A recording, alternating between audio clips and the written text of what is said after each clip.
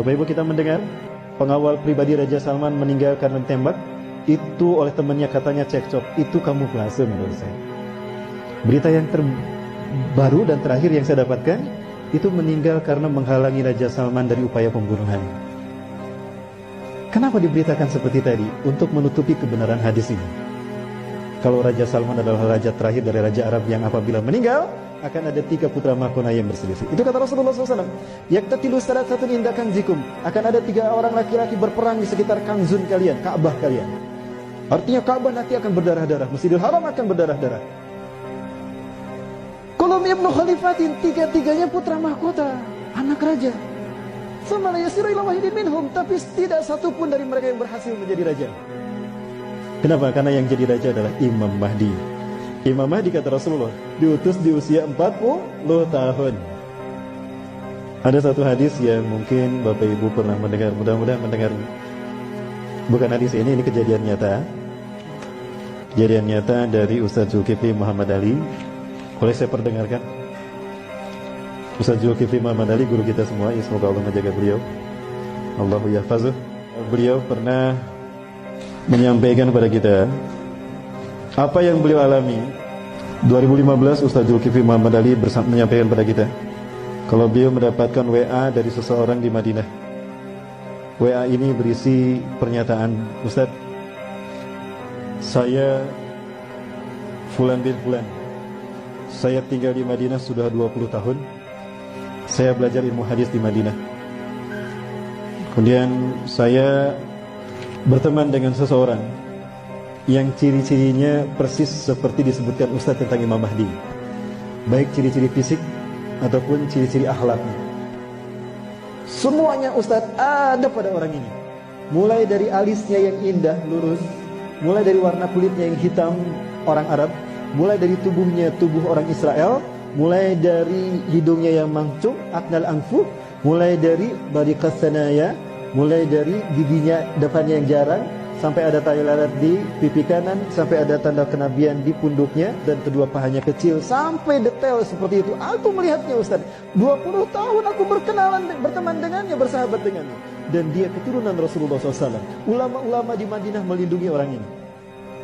Dan ulama-ulama Madinah mengatakan pada beliau, Anda ini jangan-jangan Imam Mahdi.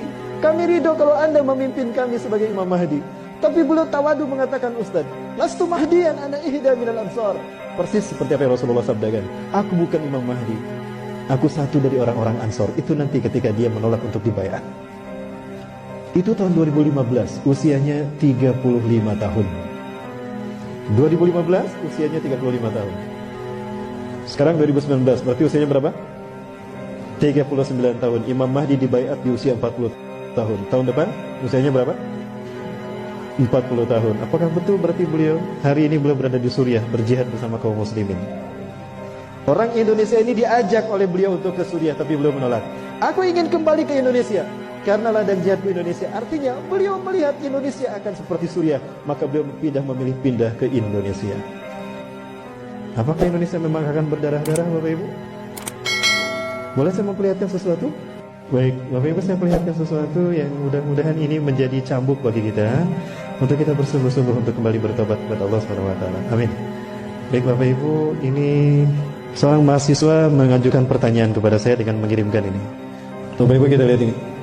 Ini ada darah berceceran, dan ini di Ka'bah, samping Ka'bah. Ini rukun Hajar Aswad, betul? Ustaz, kira-kira ini isyarat apa Ustaz?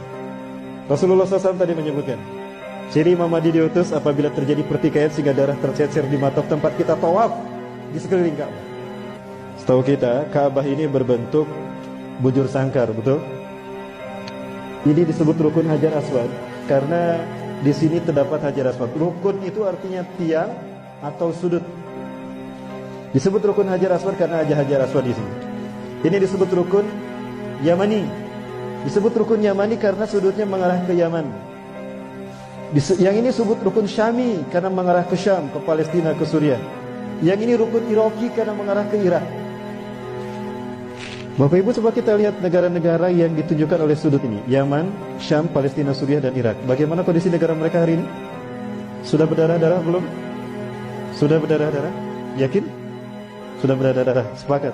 Kalau ini mengarah ke Yaman dan sudah berdarah-darah, kalau ini mengarah ke Suriah dan sudah berdarah-darah, kalau ini mengarah ke Irak dan sudah berdarah-darah, lalu Rukun Hajar Aswad yang ada darahnya tadi mengarah kemana?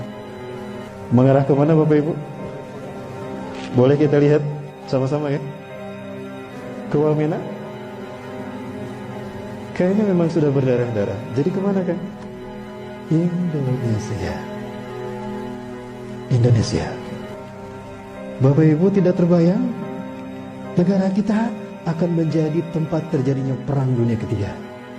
Lupakah kita kalau Rasulullah pernah bersabda, la ta'tina sa'atu hatta tuqatilu qauman sigaral a'yun juluduhum ahmar zumfal unuf wa wujuhum kal majanil mutraqah. Kiamat tidak akan menimpa kita, melainkan kalian akan berperang, sehingga kalian berperang dengan satu bangsa. Sipit mata mereka, merah kulit mereka, pesek hidung mereka, dan lebar wajah mereka.